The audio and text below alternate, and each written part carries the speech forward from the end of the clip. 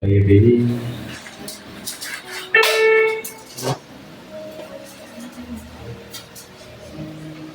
Ce matin, nous allons aborder un pan de la volonté de Dieu par rapport à ces enfants que nous sommes. Nous avons un Dieu tout-puissant.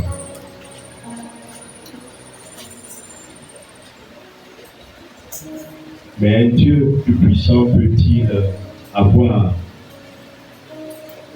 des enfants faibles? Non, je ne crois pas.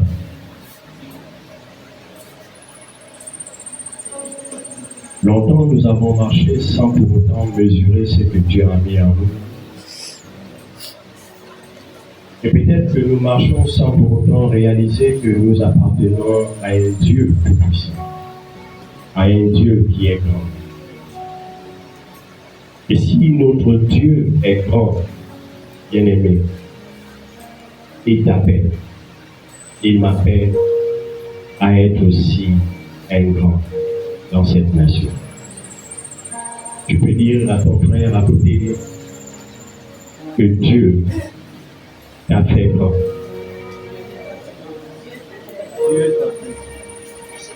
Dis encore à une autre personne que Dieu t'a fait grand. Adonia.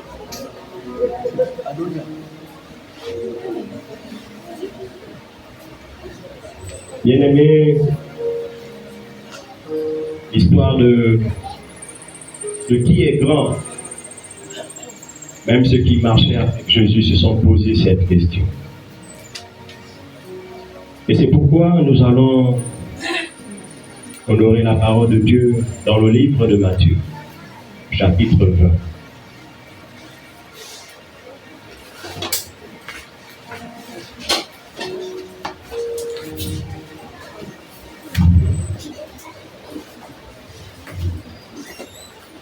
Matthieu chapitre 20, à partir du verset 20, nous allons lire la parole de Dieu.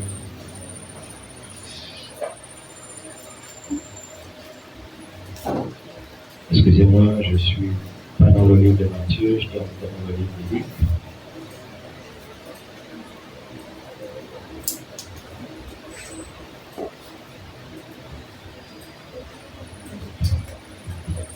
Alors, la mère des fils de Zébédée s'approcha de Jésus avec ses fils et se prosterna pour lui faire une demande.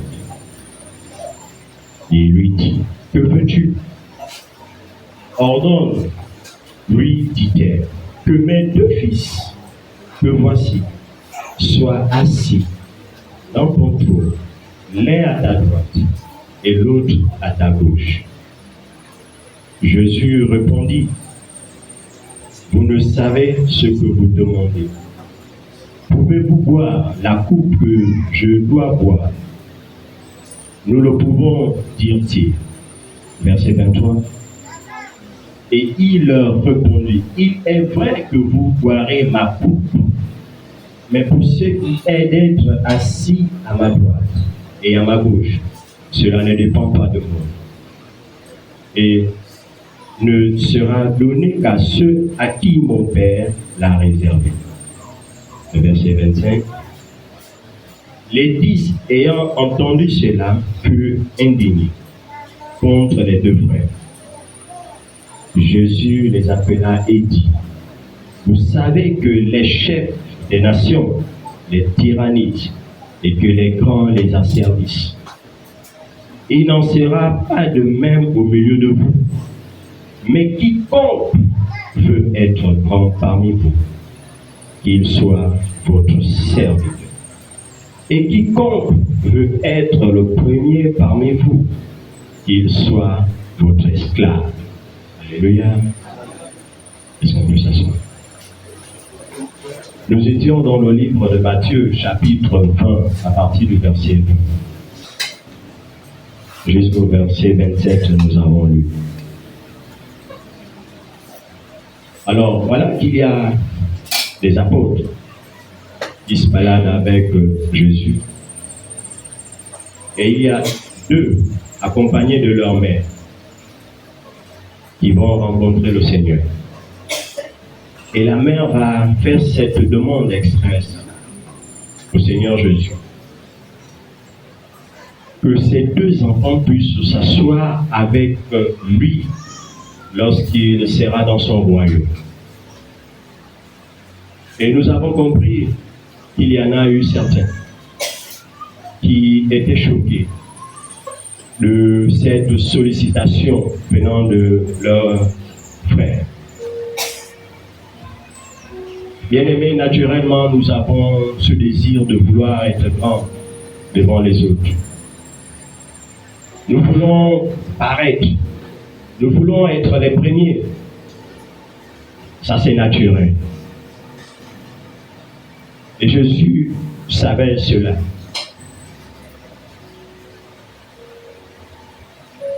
Et il va apporter des éléments de réponse par rapport à nos aspirations quant à devenir grand, quant à devenir des leaders, quant à être les premiers.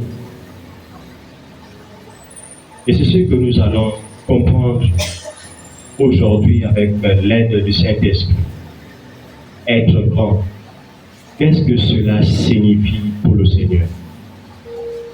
Est-ce que c'est de la manière que nous voyons les hommes, ayant certainement de la fortune, ayant certainement des voitures, ayant des personnes qui sont autour d'elles? Est-ce que c'est ça la grandeur que Dieu attend de nous, bien-aimés? Non.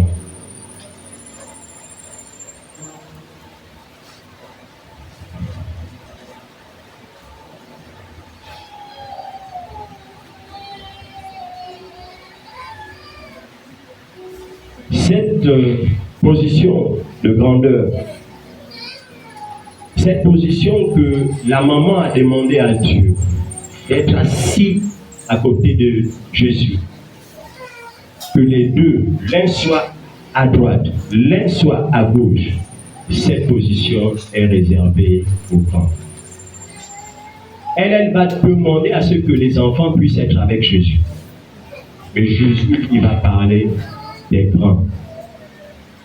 Pour y arriver, pour être assis à côté de lui, Jésus peut nous faire comprendre qu'il faut être grand. Parce que son Père est grand, il en a besoin que nous soyons des grands. On n'a pas besoin d'être faible aux côtés de Jésus.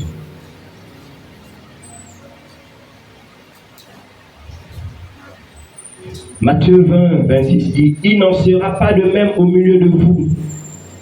Mais quiconque veut être grand parmi vous,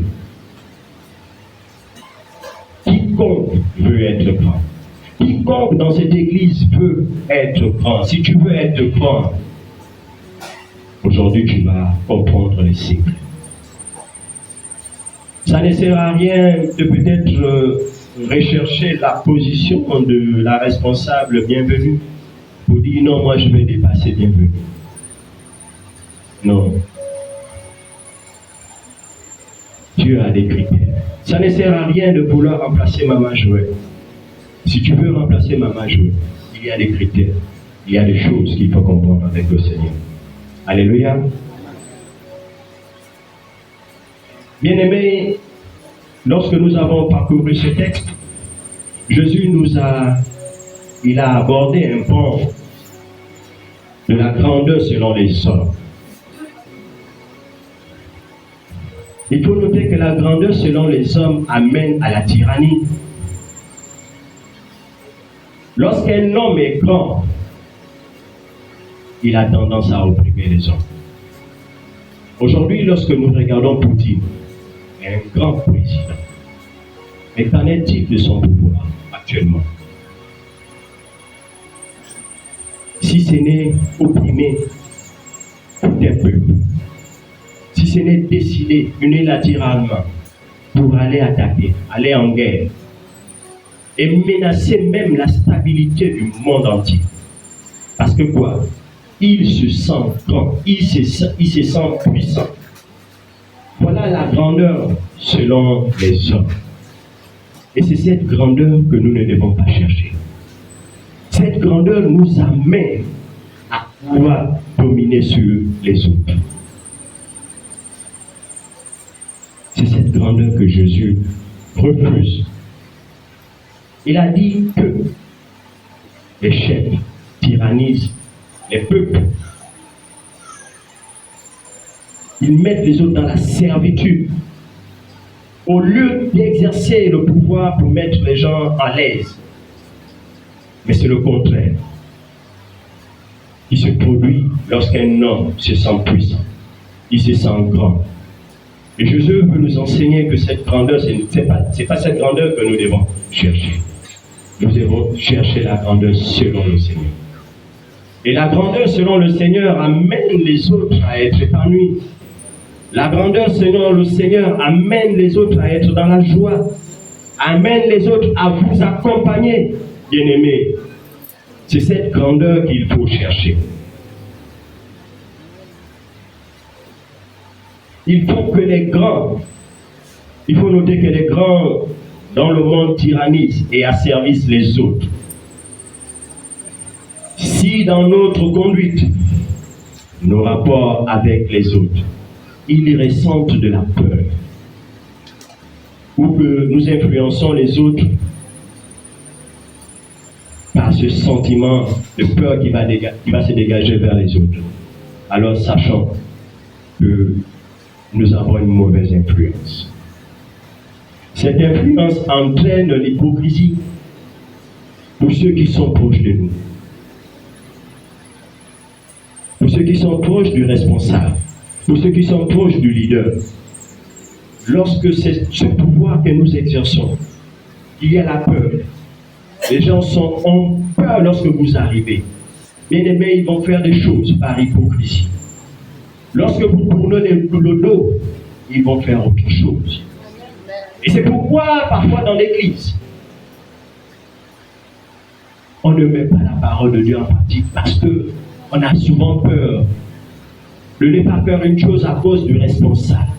Lorsque la peur là nous habite, mais lorsqu'on est loin du responsable, on est loin du leader, on est loin du pasteur, qu'est-ce que nous faisons? Nous sommes libres de vaquer à nos occupations. Donc cette influence entraîne l'hypocrisie pour ceux qui sont proches du chef, du responsable ou du leader. La rébellion est souvent la réponse que donnent les personnes qui ne supportent pas cette manière de faire les choses. Même dans nos maisons, bien-aimés, nous qui avons des enfants, lorsque nous exerçons la peur, quand on a vu dans certaines maisons, où on dit quand papa arrive, tout le monde tremble, les gens rentrent dans les maisons, dans les chambres d'enfants.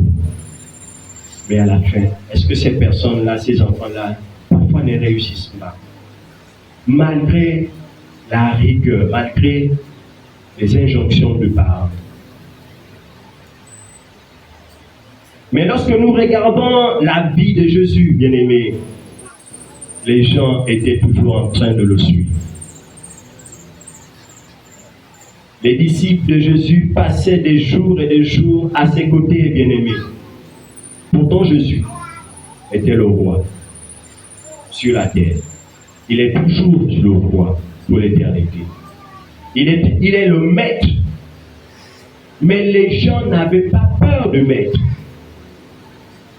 Mais bien aimé, il y a des personnes, si elles arrivent ici, on va commencer à paniquer.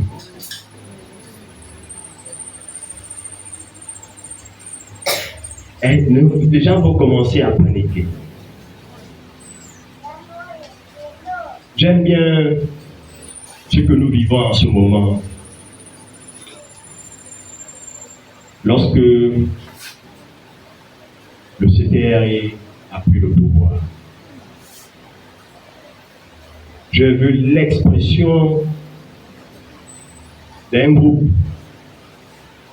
qui a adulé une personne et que la population adule en ce moment. Mais je crois bien, pour ceux qui appartiennent au corps du général, pour ne pas citer son nom ici, je pense que ceux qui font partie de ce corps ont rendu témoignage qu'il a milité pour le bien de ses agents. Il a œuvré pour qu'ils soient à l'aise.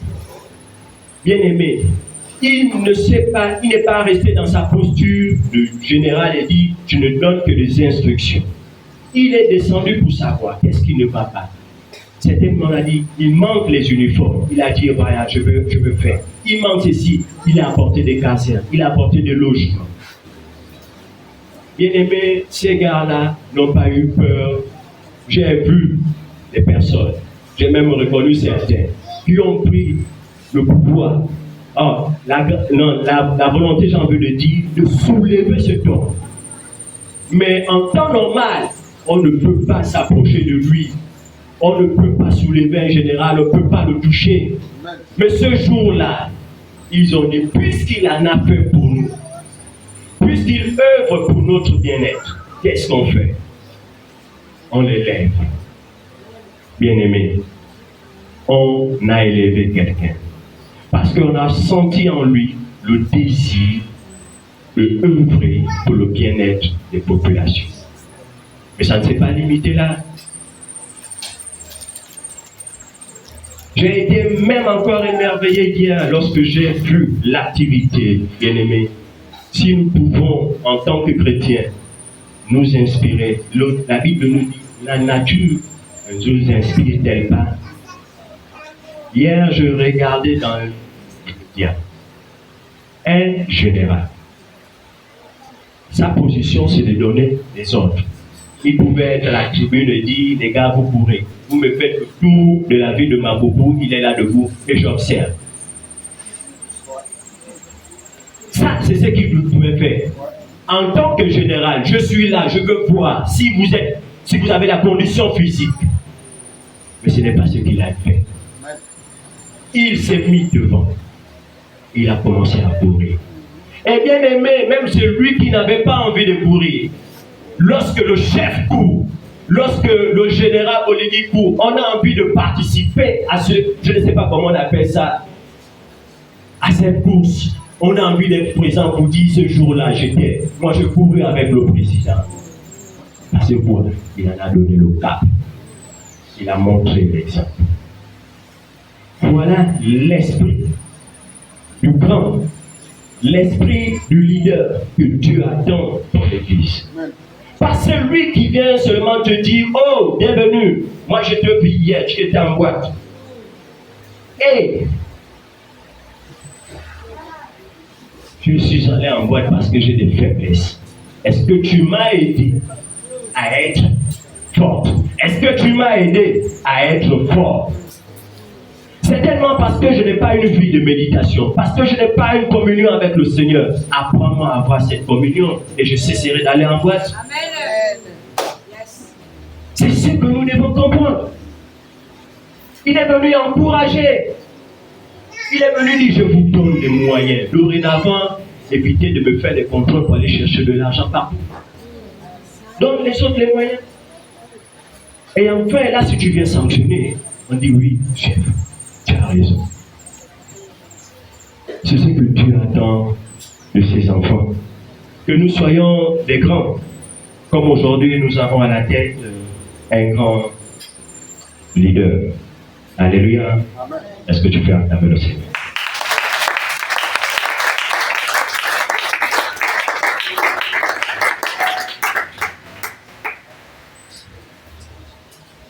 Bien-aimés, voilà ce que Dieu attend de nous.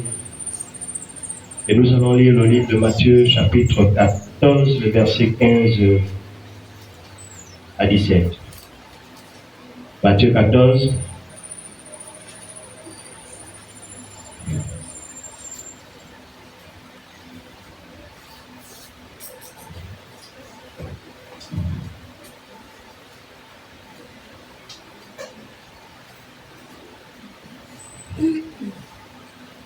Matthieu 14, le verset 15 à 17 dit, le soir étant venu, les disciples s'approchèrent de lui et dirent, le lieu est désert et l'heure est déjà avancée. Renvoie la foule, afin qu'elles aillent dans les villages pour s'acheter des vivres. Jésus leur répondit, ils n'ont pas besoin de s'en aller, donnez-leur vous-même à manger. Mais il lui dit, nous n'avons ici que 5 pains et 2 poissons.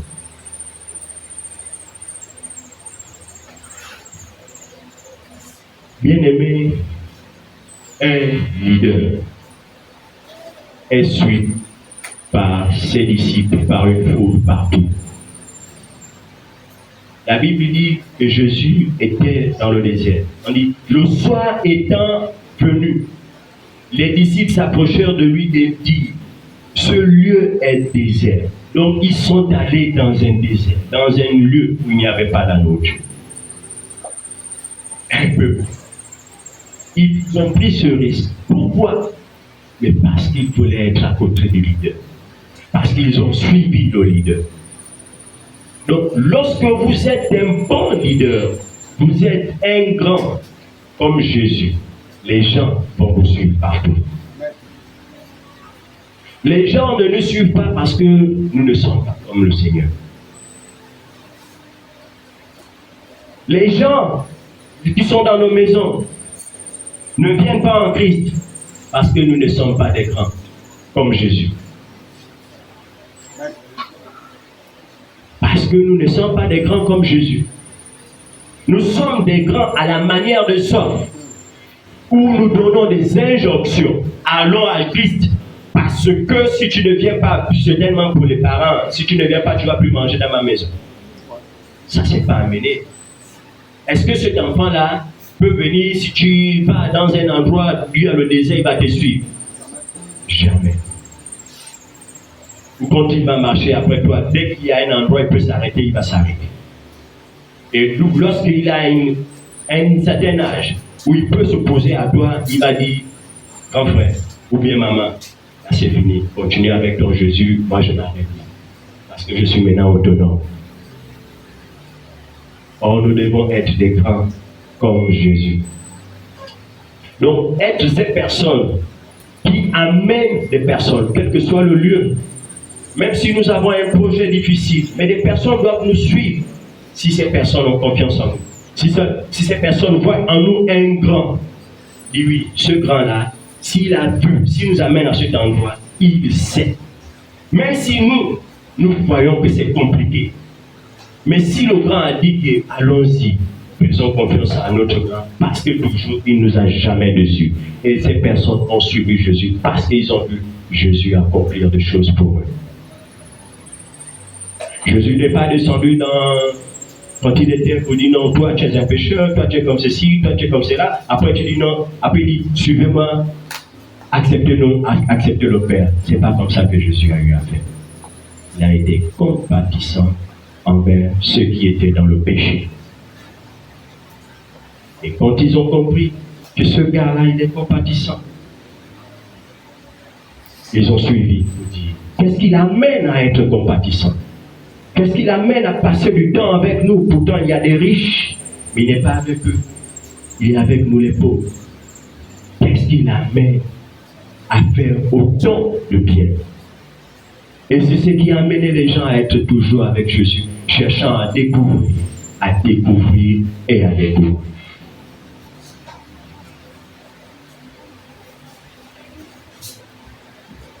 Bien-aimés, j'ai envie d'encourager une personne ce jour. Lorsqu'on est grand, on doit pouvoir attirer les gens en Christ. On doit pouvoir attirer les gens en nous. Les gens doivent se reconnaître en nous. Le signe des grands est que les gens viennent en nous. Bien-aimés, c'est l'un des signes que nous sommes grands. Que lorsque nous sommes quelque part,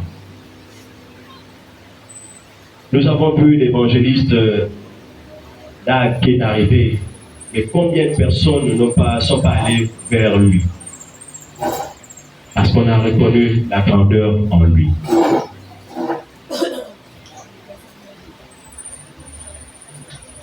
Un grand ne donne pas les ordres, mais il donne les directives.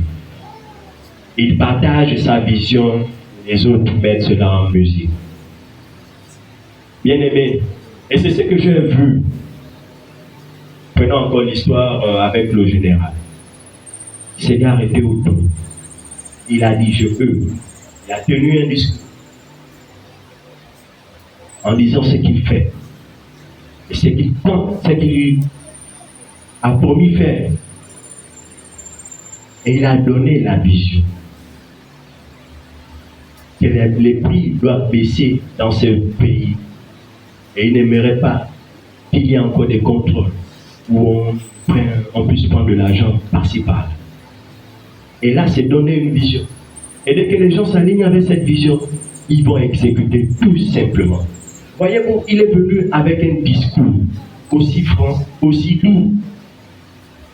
Il pouvait donner un ordre pour dire à partir d'aujourd'hui, j'ai décidé. Mais ce jour-là, il a parlé en donnant sa volonté, son désir. Et les gens mettent cela en musique. Et c'est ce que nous devons faire. Qui veut être grand ici?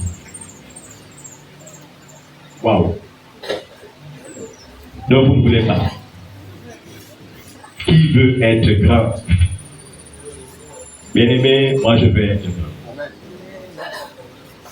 Excusez-moi pour la qualité de ma voix. J'ai un peu la grippe qui... Selon Matthieu chapitre 20, le verset 26, mais quiconque veut être grand parmi vous, et si tu veux être grand parmi nous, qui veut être grand parmi nous ici? Parmi nous ici, tous, d'accord. Voilà ce que nous devons faire, parce que nous voulons être grands. Qu'il soit votre serviteur. Donc, si nous voulons être grands de l'Église source de vie, nous devons être au service des autres. Non, vous n'avez pas compris. Si on veut être grand, on doit être au service des autres. C'est au monde où le grand vient pour dire, oh, ma fille, va me laver les assiettes. Ici, si je veux être grand, ma fille, tu as quel problème? Tu as quel problème? Frère, voilà mon problème. Ah, voilà la solution. Dès que je tourne le dos, elle va dire, c'est grâce à mon frère Armand, grâce à papa Armand que j'ai eu, il est bon, il est grand, il est ceci. Elle va commencer à faire des éloges. Et je monte. Si nous ne montons pas, c'est parce que nous ne faisons pas cela. Si nous œuvrons pour le bien-être des autres, ces gens-là vont être reconnaissants et ils vont nous appeler, ils vont nous élever. Donc, pour être grand, Jésus dit, sois au service des autres.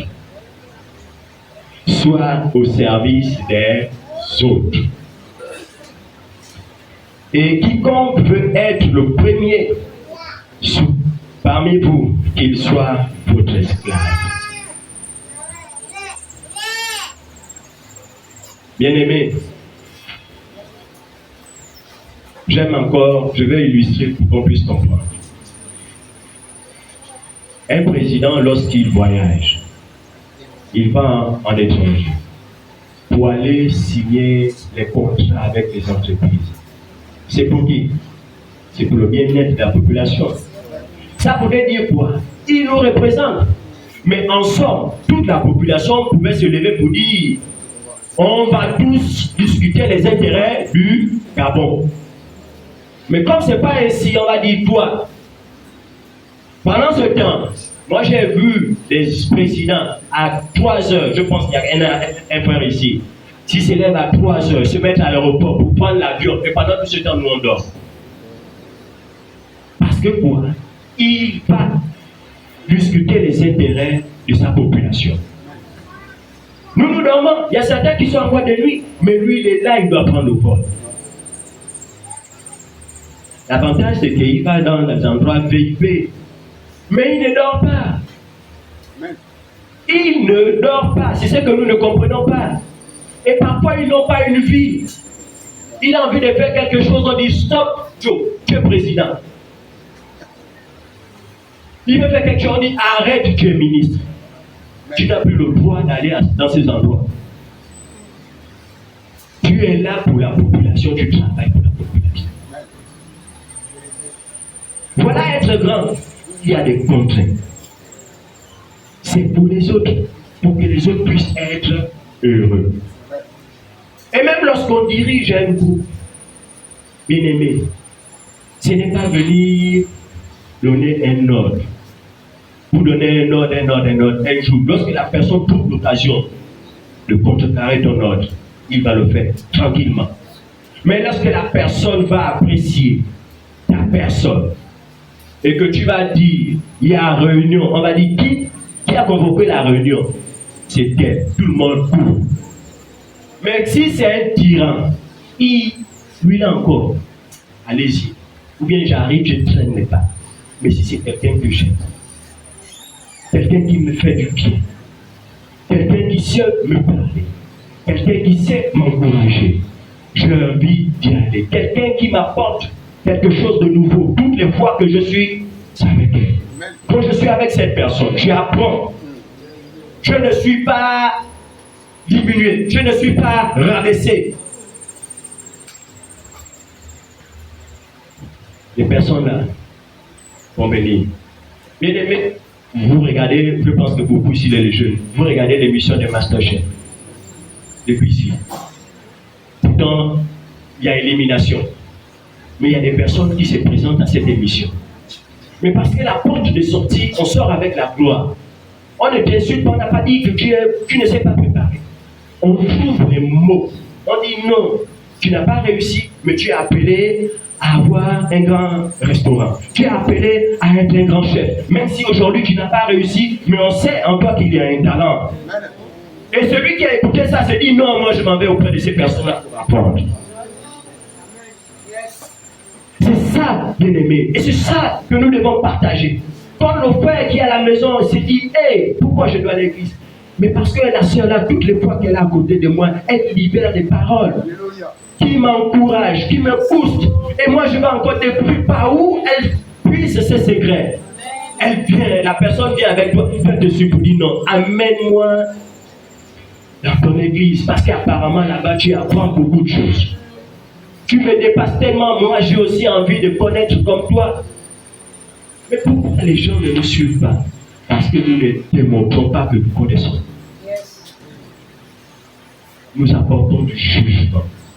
Nous devons démontrer aux gens que Dieu est amour. Et voilà comment on fait pour sortir du péché. Non pas pour indexer le péché. Je ne dis pas que c'est pas, on ne peut pas le faire. On va prouver. L'élément qui doit faire sortir la personne, qui va susciter une colère sainte pour dire, hey, à partir d'aujourd'hui, je ne vis plus de cette façon. Parce que j'ai vu tel frère, j'ai vu telle soeur atteindre ce niveau. Et moi aussi, je dois atteindre ce niveau. Est-ce que tu peux acclamer le Seigneur?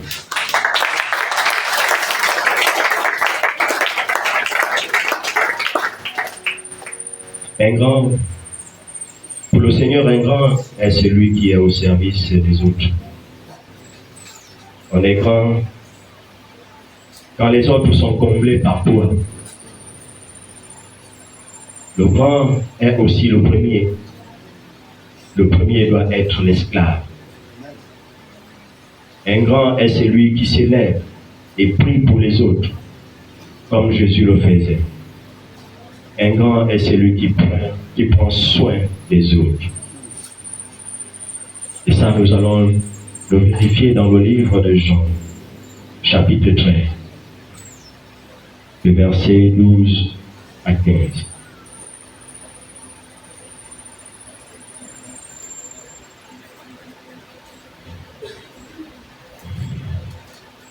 Jean chapitre 13.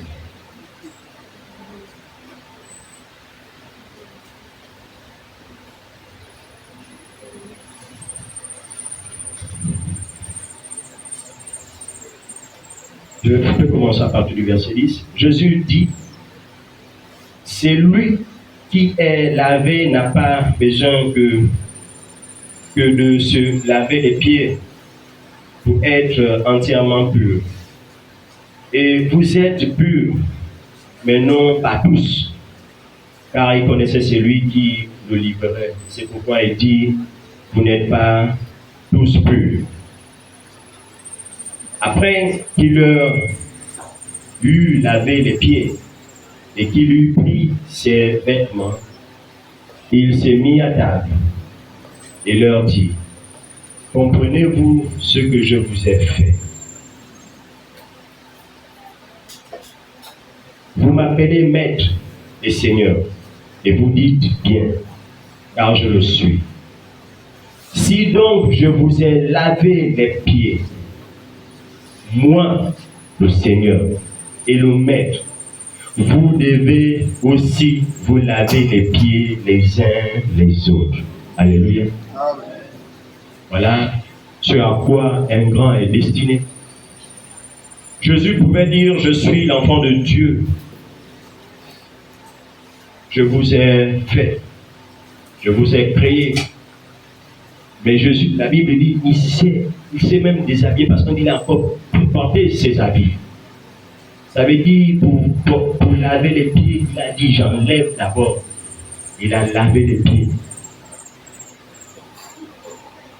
Et il nous dit, bien-aimés, si donc je vous ai lavé les pieds, moi, le Seigneur, et le Maître, vous devez aussi vous laver les pieds les uns les autres. Un grand doit faire comme Jésus.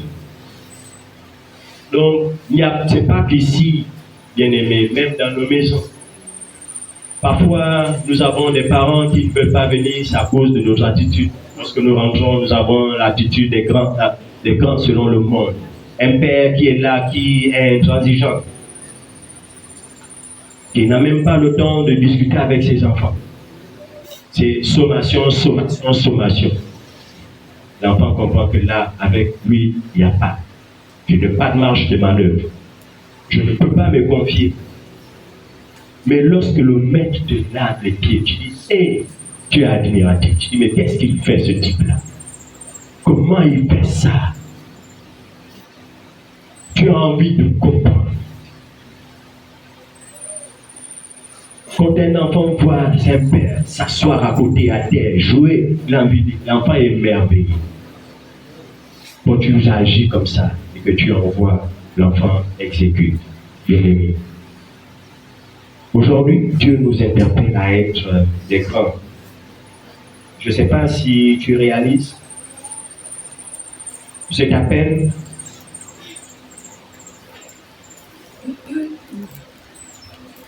Que Dieu a pour chacun d'entre nous aujourd'hui. Alléluia. Amen. Je pose encore la question, qui veut être grand? Est-ce qu'il y a encore des personnes qui veulent être grands? Des personnes qui veulent être grands? Alléluia. Apprends à laver les pieds des autres.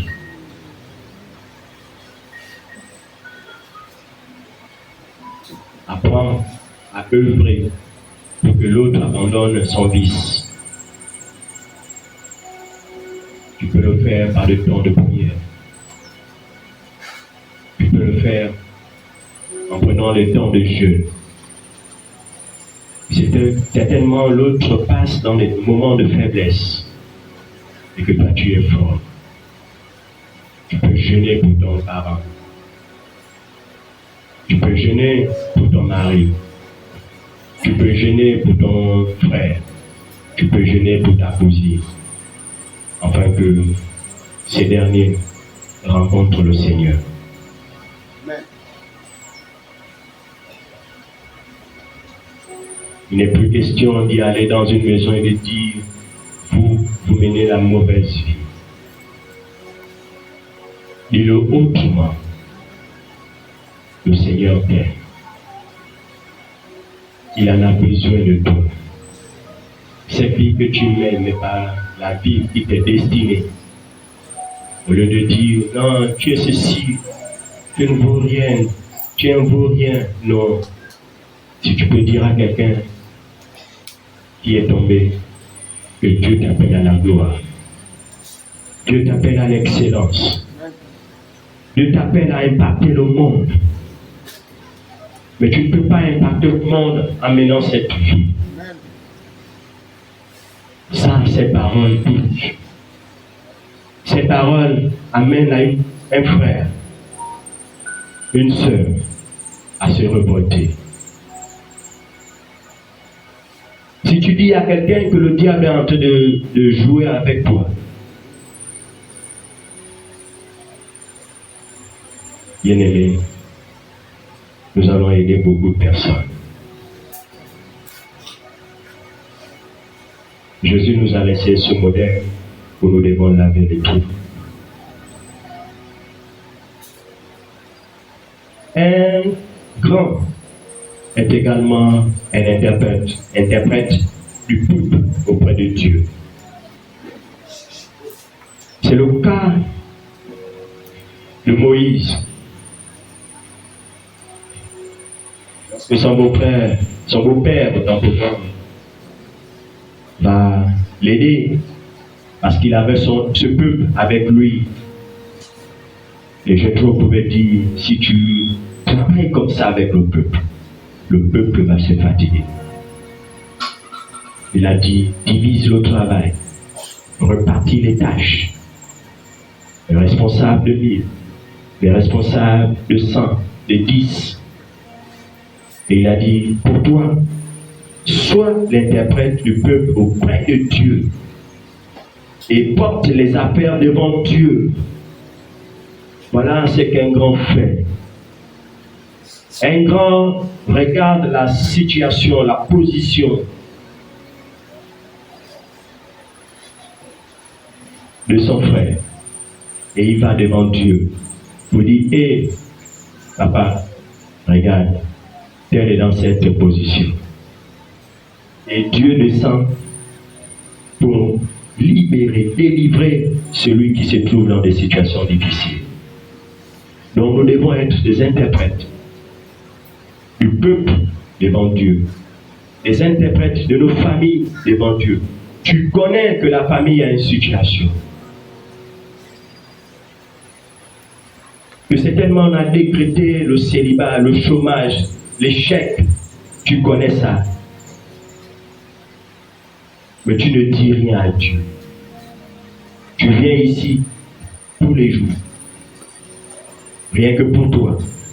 Mais Dieu te demande aujourd'hui, sois grand. Dieu veut agir dans une famille. Mais il veut qu'une voix s'élève. Dieu connaît tout. Dieu connaît tout. Il voit tout, il sait tout. Mais pourquoi il n'agit pas? Dieu a des principes. Il nous a donné l'autorité sur la terre. Donc pour qu'il puisse agir dans nos familles, dans nos maisons, une personne doit pouvoir dire, Seigneur, fais quelque chose. Lorsque Satan va pouvoir dire, mais Dieu, pourquoi tu agis dans cette maison? Il va dire non, à cause de cet enfant qui m'a appelé. Sinon, Dieu décide que tout le monde puisse avoir une même position. Il peut décider que nous ayons un même regard, une même vision, une même façon de faire. Mais il dit non, je vous donne le libre arbitre. Mais nous, qui avons connu Dieu et qui connaissons ce qui est pris en lui, c'est à nous d'intercéder pour dire, Seigneur, les plans que tu as, que ces plans touchent à ma famille. Voilà pourquoi tu dois être interprète. Un grand doit pouvoir inciter les autres à faire comme lui. Les autres devront être des imitateurs, bien-aimés. L'apôtre Paul va dire à 1 Corinthiens chapitre 11, verset 1, Soyez mes imitateurs, comme je le suis moi-même de Christ. Bien-aimé, les personnes que tu veux amener vont imiter quoi en toi? La colère, l'animosité, les critiques. Tu t'irrites facilement, puis tu veux m'amener à Dieu. Dieu est amour. Toi, facilement, tu t'irrites. Quand je commets une gaffe, tu t'irrites. Si Dieu pouvait s'irriter toutes les fois qu'il nous voit faire des choses, même dans nos cachettes. Et si Dieu était celui qui s'irritait, je ne pense pas que quelqu'un allait franchir cette porte-là. Il se mettait là avec l'irritation. En regardant tout ce que nous avons fait durant toute la semaine, en regardant nos positions, en regardant nos vices, en regardant nos cœurs, avec irritation, personne n'entrait dans l'église.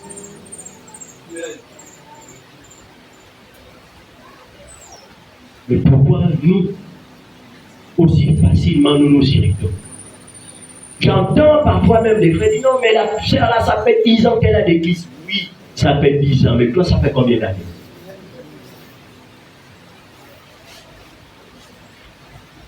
Bien aimé, il y a des choses que quand je regarde des personnes, et ça, je dis, je suis merveilleux. Il dit, ne regarde pas la paille qui est dans l'œil de l'autre. Regarde la poutre qui est dans ton œil. La poutre, nous qui faisons la mécanique, c'est à peu près un mois comme ça. Voilà ce qu'on appelle les poutres. Il dit, quand tu parles de paille, il te dit, regarde la poutre. Donc, un bois comme ça, là, plus grand que ça. C'est dans ton œil. Mais toi, tu regardes la paille de l'autre. Voyez un peu comment Jésus, il veut nous interpeller pour dire, arrêtons ça.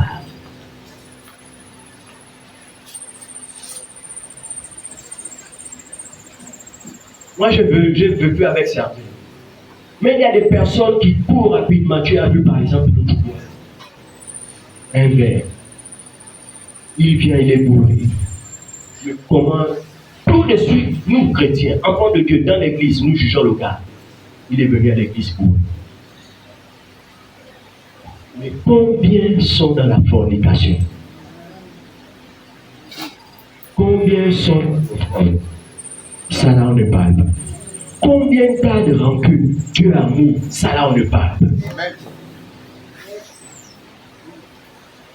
Il y a des choses qui sont visibles qu'on crie rapidement sur les toits. Dieu dit, regarde la poutre qui est dans ton œil. Laisse la paille de l'autre. Il y a des choses que rapidement l'autre va laisser, mais toi, ce que tu as pour laisser, ça va être compliqué. Ça va être compliqué. Il y a des gens qui ont des vices. Même lundi peut dire c'est fini. Pour lui, ça peut être fini. Mais pour toi, pour que tu abandonnes, tu vas peut-être gêner pendant 40 jours. C'est pourquoi Dieu nous appelle à être des grands. Un grand soupir pour les autres. Alléluia. Qui peut être grand, bien-aimé? Ah, certainement, les gens vont dire, oh non, c'est réservé pour les leaders, les responsables. C'est faux. Tout le monde, bien-aimé, tout le monde est appelé à être grand. Lorsque nous lisons le livre d'Apocalypse, Dieu fait un royaume des sacrificateurs. Il n'a pas dit il y a des sacrificateurs, après il y a un peuple. Il dit dans l'Apocalypse, un royaume des sacrificateurs. Donc chacun d'entre nous a un travail à faire dans la maison du Seigneur. On sait que dans une église, il y a un sacrificateur et les autres c'est le peuple. Mais Dieu, dans son royaume, tout le monde est sacrificateur. Donc tu as une relation avec Dieu. Tu dois présenter une offrande avec Dieu. C'est pourquoi tu dois d'abord regarder à ta vie. Parce que avant de présenter la situation des autres, un sacrificateur regarde d'abord à sa vie. Parce que nous sommes un royaume de sacrificateurs, nous tous nous sommes appelés à être grands dans la maison du Seigneur. Alléluia. Est-ce que tu peux acclamer le Seigneur?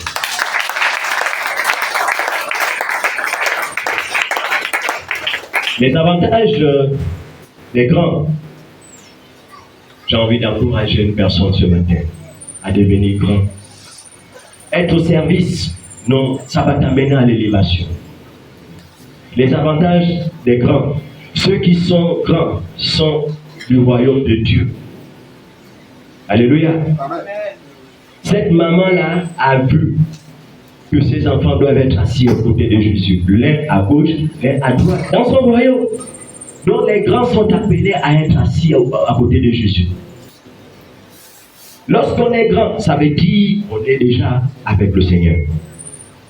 C'est d'être dans le royaume du Seigneur. Et être à côté du Seigneur bien-aimé. Ceux qui sont grands ont une autorité spirituelle bien-aimée.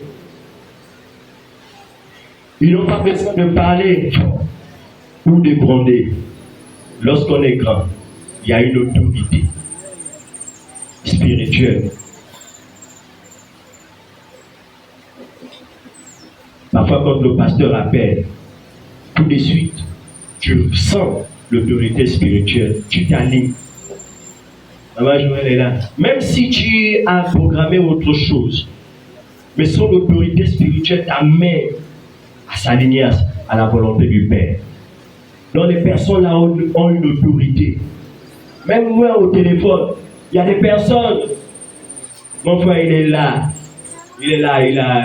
Quand le capitaine, le lieutenant, le général appelle, même s'il est plus au téléphone, oui, mon général, tu vois souvent les gars, oui, mon général, mais tu dis, attends, mais le général n'est pas là. Mais pourquoi il s'est mis au garde-vous?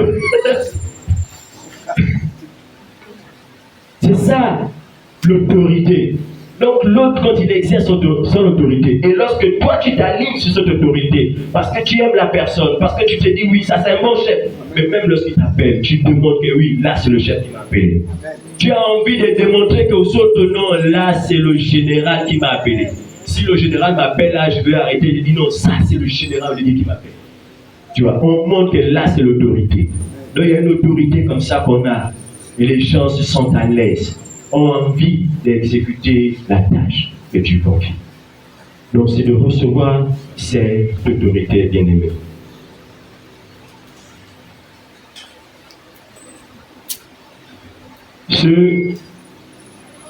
Ceux qui sont grands accomplissent les œuvres au bénéfice des pauvres. Ils annoncent la bonne nouvelle, bien-aimés. Donc les grands travaillent pour les autres, pour les pauvres. Alléluia. Amen. Même lorsque tu n'as rien, mais sachons que nous avons quelque chose. Parce que nous ignorons cela. Nous avons l'histoire d'Élie. Dieu va dire à Élie, lève-toi, va à Serapta, qui appartient à Sidon, et demeure là, voici, j'y ai ordonné à une femme veuve de te nourrir. Donc là, c'est dans 1 Roi, chapitre 17. Vous pouvez lire tout le chapitre. 1 Roi, chapitre 17, à partir du verset 9 jusqu'au verset 24, je crois bien. Et bien aimé, lorsque Élie se présente devant cette dame, elle est veuve, elle est avec son fils. L'homme de Dieu dit, fais-moi à manger. La femme dit, je n'ai rien. Ce qui me reste là, je suis en train de chercher le bois. Dès que j'ai fini de manger là, c'est fini. Mais, sur l'ordre d'Élie, il n'avait pas de sac d'argent. Mais sur la richesse spirituelle qu'il avait, sur le pouvoir, l'autorité spirituelle qu'il avait, il a fait en sorte que la femme-là puisse avoir en permanence de la nourriture. Voilà ce qu'un grand a. Donc, arriver à un endroit et regarder le commerce de quelqu'un et passer et dire, j'ordonne la croissance de ton activité. Tu libères quand tu es grand. Ta soeur va rester là avec un commerce qui va prospérer. Et lorsque le commerce va prospérer, elle ira dire, il y a un monsieur, il y a une soeur, il y a un frère, celui qui est passé un jour, il a libéré la parole, et voilà, depuis ce jour-là, mes activités marchent. Et les gens vont commencer à te chercher. Tu as fait ceci pour l'autre. Tu as aussi prié pour moi. Ça là, ça c'est ce que le grand en a. C'est pas là venir regarder, ah, bienvenue à commencer un commerce. Moi aussi, je dois faire comme bienvenue. Elle a commencé à faire, je ne sais pas trop, elle vend les glaces. Moi aussi, je vends les glaces. C'est pas la concurrence. On est là dans la concurrence. L'autre a fait, je fais. Non, libère une parole. Et certainement, si l'autre grandit, l'autre un jour, par reconnaissant, maintenant te dit, non, voilà 5 millions, Dieu m'a dit un peu de te bénir. Sans effort, tu reçois. Mais tu es là, tu veux te comparer, tu vas te battre. Si tu n'es pas appelé à ça, tu tombes. Après, tu ne comprends pas. Oh, je fais des activités, je tombe. Mais est-ce que Dieu t'a dit de faire ça? Soit comme il dit, tu pries, les autres reçoivent. Et tu t'assois, tu manges. Est-ce qu'on peut acclamer le Seigneur?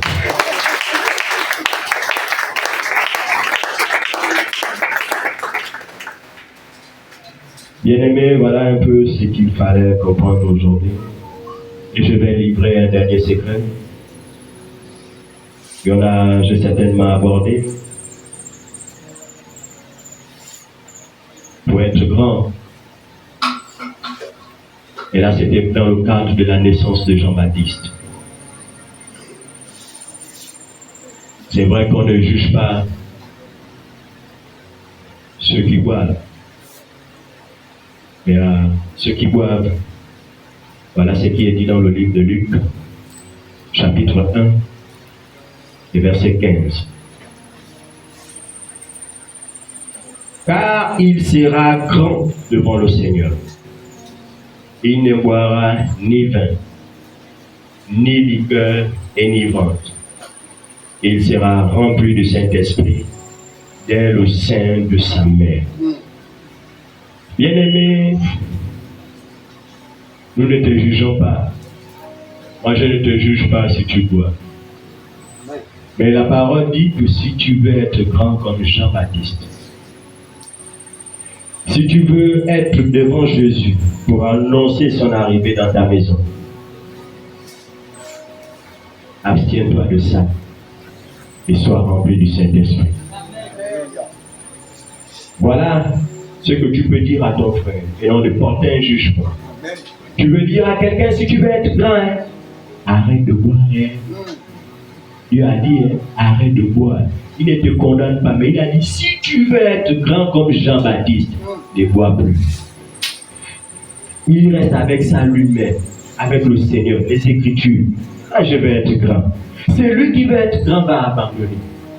C'est lui qui n'est pas appelé à être grand va replonger, va rester dans ça. Et nous connaissons la suite.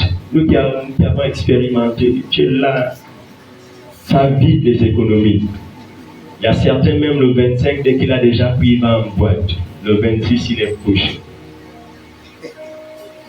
Ça là, c'est bon, c'est bien. Le jour-là, tu as des amis, tu as, pour les hommes, il y a des copines. Ça, c'est bien. Il y a la joie ce jour-là. Mais le lendemain, il y a le regret.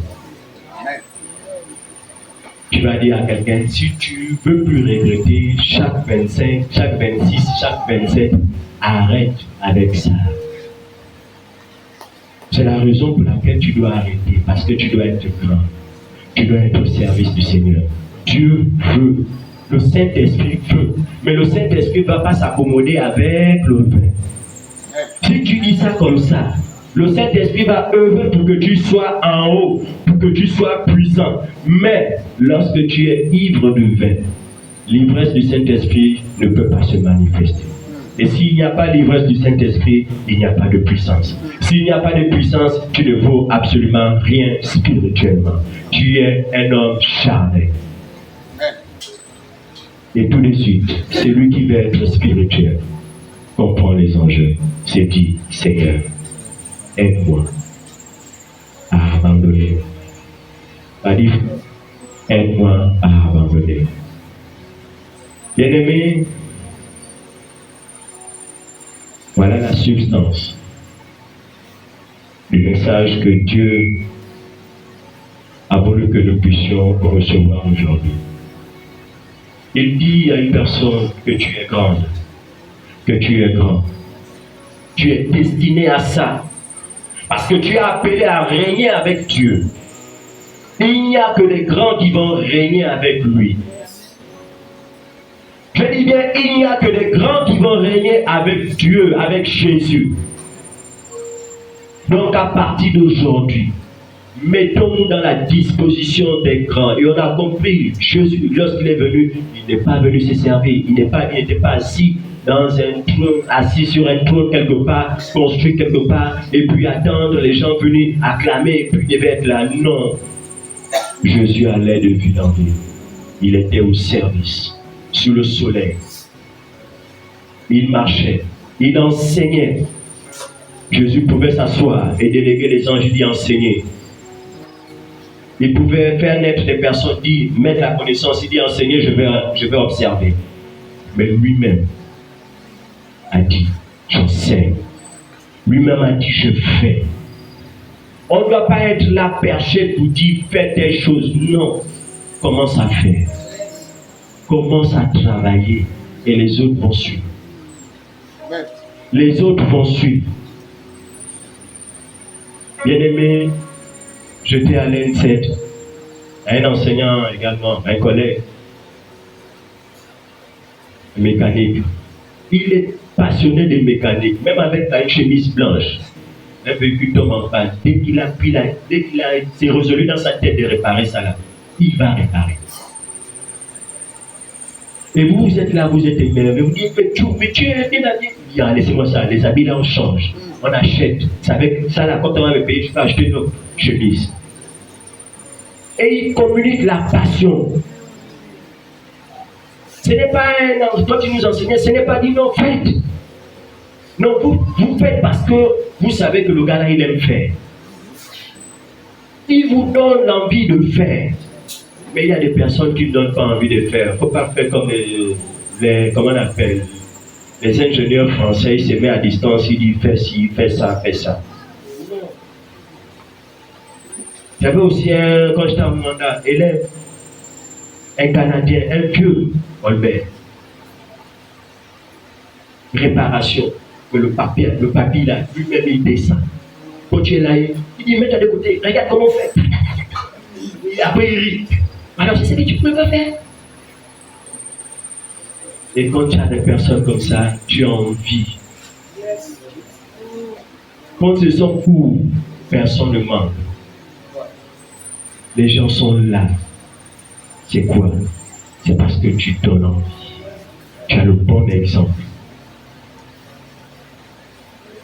Jésus se levait très tôt le matin pour prier. Donne envie aux autres. Tu peux arriver à l'église bien avant tout le monde. Tu nettoies. Pour celle qui est responsable, tu répares, tu branches les micros, les piles. Les gars, ils arrivent en retard. Ils vont s'attendre à ce que tu grondes. Tu ne grondes pas. Tu conseilles. Tu dis ça là, c'est pas mon œuvre, c'est l'œuvre de Dieu.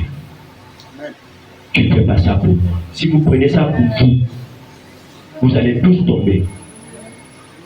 Si nous prenons l'œuvre là pour vous, nous allons tous tomber. On va se casser la tête. Mais si nous faisons comprendre aux gens qu'ils ont affaire à Jésus, qu'on n'a pas affaire au pasteur, parce que lorsque nous quittons d'ici, personne n'habite avec le pasteur. Nous avons la possibilité de faire tout ce que nous voulons. Mais lorsque la personne sait que la relation c'est avec Dieu, tu pêches, et après la conscience te dit tout ce que tu fais là, Dieu est là, il te voit. Oh Dieu, tu rentres chez toi, Dieu pardonne-moi, Dieu pardonne-moi, Dieu pardonne-moi. Parce que tu es conscient qu'il est là et ça finit par partir. Voilà, bien-aimés, comprenons que nous devons être des personnes qui entraînent, esclaves. Nous devons œuvrer pour que les autres montent. nous œuvrons, bien aimés, pour que le leader soit à l'international, elle n'ira pas seule. Elle n'ira pas seule, elle ira forcément avec des personnes. Et si elle est à l'international, la place là ne sera pas vide, quelqu'un va remplacer. Mais si nous ne œuvrons pas pour ça, elle va s'asseoir là, nous serons toujours là. Œuvrons pour qu'elle monte, on dit non, quitte, libère la place là. Pas un autre niveau. Mais le niveau là, pourquoi pas la place de Steve? Et quand Steve monte, quelqu'un va remplacer Steve. Et ça va être une chaîne, bien aimé. C'est lui qui a entraîné Messi, est devenu l'un des grands coachs. Quand tu formes un grand, on te dit que tu es grand.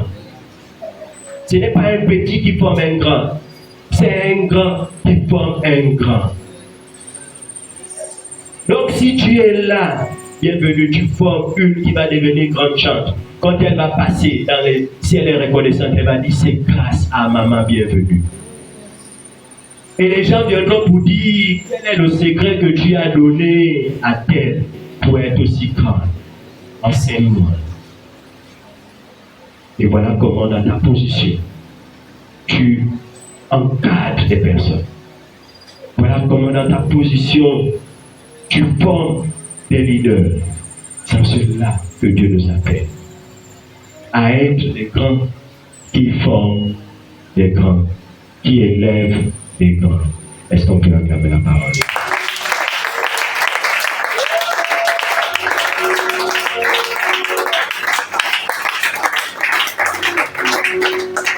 On se lever.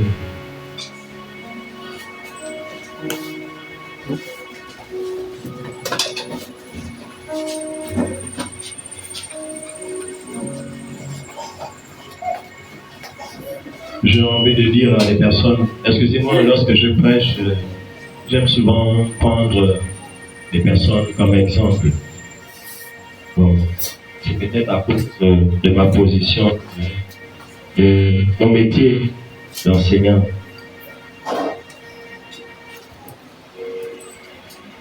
Il y a des personnes parfois que je ne cite pas, mais c'est pas que vous n'êtes pas appelés, ils sont tous appelés à être grands. Tous, chacun à son niveau. Et nous allons nous voir. Nous dit Seigneur, à prendre conscience de ma position. Certainement, tu as minimisé ta position, tu t'es dit je suis un petit. Mais Dieu aujourd'hui te dit tu es une grande, tu es un grand. Et lorsque tu vas comprendre cela, ça va t'amener à œuvrer pour les autres.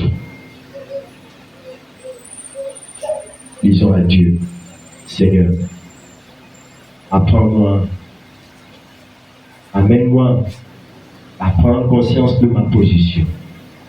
Longtemps j'ai négligé mon statut, mais tu me dis aujourd'hui que je suis grand. Je dois œuvrer dans cette dimension. Et les gens le voient, prions.